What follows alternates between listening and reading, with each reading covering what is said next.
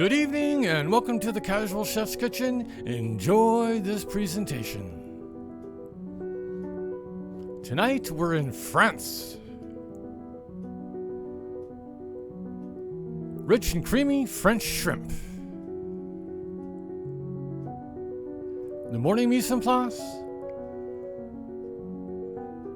Just after the easy prep. The evening mise en place in order of appearance. The hot jacuzzi is boiling.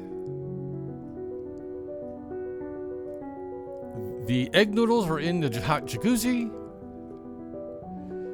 Heating up some oil and melting some butter in a saute pan. I add the shallot and the garlic and saute. And then I add the shrimp and start to saute. I add the cream and the Dijon mustard. After cooking for a bit, here it is in the pan. The egg noodles are ready. And the final presentation.